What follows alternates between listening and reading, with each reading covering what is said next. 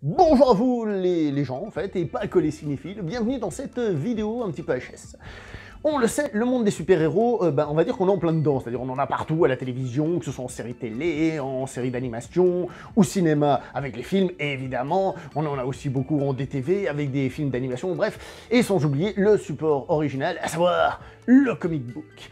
Le comic book, ça date pas d'hier, hein, les premiers super-héros et tout ça, donc ça a été exporté dans plein de pays depuis longtemps, et à une certaine époque, les gens étaient peut-être un petit peu moins anglophones, et donc il y a eu des traductions qui étaient parfois un petit peu craignos. Aujourd'hui, on va revenir sur les traductions un petit peu craignos, justement, qui ont eu lieu dans les pays hispanophones, donc que ce soit l'Amérique latine ou l'Espagne. C'est parti.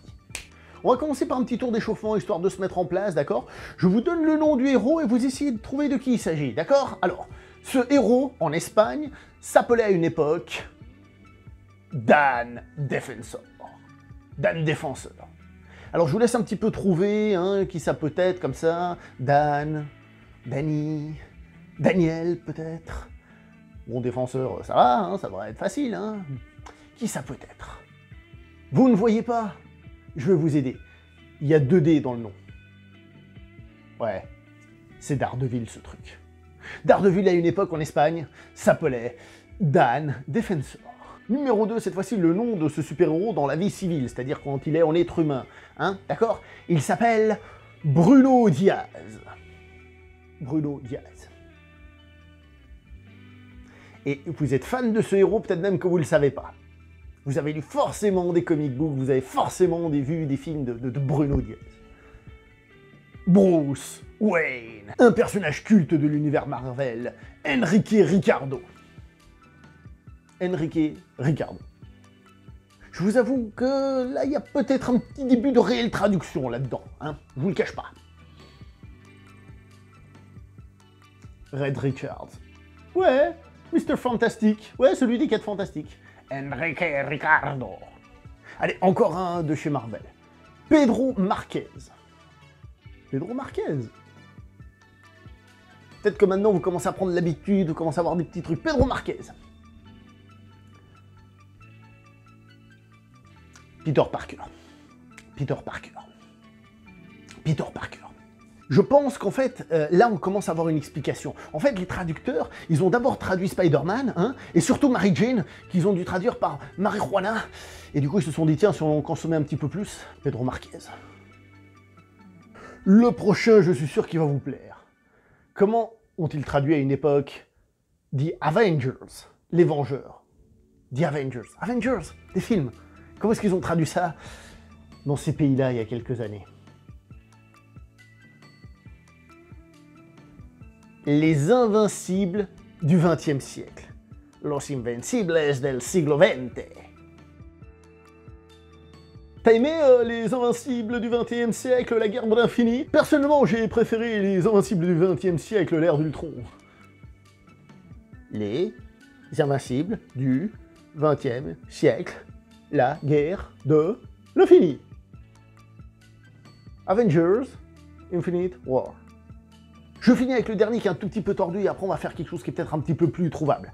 Si je vous dis Carlos Sanz. Carlos Sanz. C'est facile, non? Carlos Sanz. Clark Kent. Donc en fait, Superman, quand il a son S là sur la poitrine, c'est pas le S de Superman, ni le S qui vous dirait sport sur je sais pas quelle planète, non, non, c'est le S de Sans. Il y a à savoir aussi qu'à une époque, et ça c'est très hispanique comme truc, le personnage s'appelait Clark Kent. Mais vous savez, un peu à l'espagnol, Clark Kent, Clark Kent.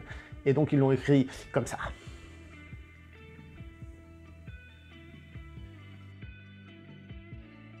Vous avez remarqué que j'ai beaucoup parlé des noms civils des personnages, hein, mais vous croyez que Superman il s'appelait comment hein? Bah évidemment il s'appelait Cyclone, El Super Hombre. Alors là j'ai fait beaucoup d'espagnol et je crois que ça se traduit par le cyclone. Le cyclone. Peut-être que je traduis aussi bien qu'eux en fait. Je vous le dis en espagnol, vous essayez de le trouver en français. Comme je vous ai dit, ça peut-être que si vous cherchez, vous pourrez le trouver, d'accord? Bruno Alba. Bruno Alba. Pourquoi je vous dis que c'est un peu plus facile? Parce que là les initiales sont au moins respectées. Et il y a un petit côté, on a quand même essayé de garder quelques lettres, une espèce de prononciation, il y a quand même eu une espèce de d'effort dans l'adaptation. Bruno Alba. Barry Allen. Si je vous dis Diana Perez. Ça, je pense que vous avez trouvé. Maintenant, vous avez l'habitude. Diana Prince, donc Wonder Woman, évidemment, qui s'appelait juste Maravilla, merveille.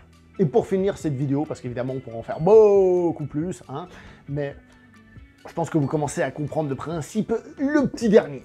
Je vous le donne en espagnol, d'accord? Vous essayez de le trouver en anglais, d'accord? En français, si vous préférez, d'accord? Alberto el Hambriento. Littéralement traduit, hein, Alberto l'affamé. C'est pas un jeu de mots, c'est écrit tel quel, hein. Alberto el Hambriento. Alberto l'affamé. Je vous laisse chercher. Alberto l'affamé. Alberto l'affamé. C'est Galactus!